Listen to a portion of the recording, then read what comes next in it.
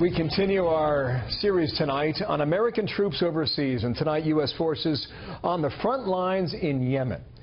It was about 2 years ago where the U.S. closed its embassy there as civil war ravaged that country. At the time, about 100 U.S. Marines left suddenly, and U.S. Special Forces that had been hunting al-Qaeda were taken out, withdrawn from the country, and the capital city fell to an Iranian-backed group known as the Houthis. Tonight, national security correspondent Jennifer Griffin reports there are increasing concerns about greater American involvement. Tomahawk missiles lit up the night late last year as the U.S. Navy launched a strike against Iran-backed Houthi rebels after they fired missiles at U.S. Navy warships off the coast of Yemen.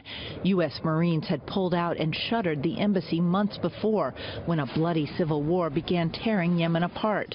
The forced withdrawal slowed the fight against al-Qaeda in the Arabian Peninsula, or AQAP. That is probably one of the most lethal branches of al-Qaeda, and it has proven itself to have these ambitions to attack our country. In 2009, AQAP sent a man known as the Underwear Bomber to the U.S. with the aim of bringing down a U.S. airliner.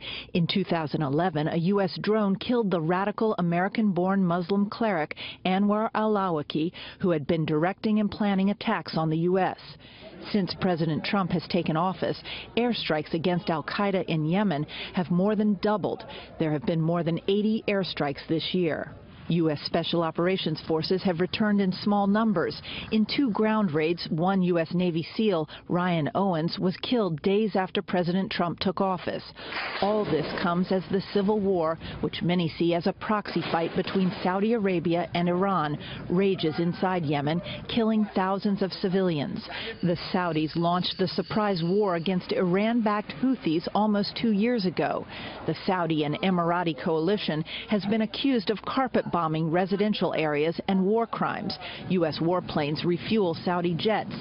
Some fear the United States is getting sucked into another fight without end. The way we're dealing with failed states in the Middle East is kind of on a whack-a-mole kind of approach. Former Defense Secretary Leon Panetta worries the U.S. may be bowing too much to pressure from Saudi Arabia. The Obama administration, frankly, did not pay enough attention to Iran's support for terrorism in that region, particularly at the time they were negotiating with the Iranians. I think it's very important for President Trump not to simply bounce to the other extreme. Ever since missiles were fired at a U.S. warship last fall, the U.S. Navy has kept at least 2 warships off the coast of Yemen. Dozens of U.S. special operators are going in and out of Yemen to hunt al-Qaeda, part of former chairman of the Joint Chiefs, General Martin Dempsey's lily pad approach to fighting terrorism around the world. Bill? Thank you, Jennifer. Jennifer Griffin here in Washington. Our series continues again tomorrow night. Thank you.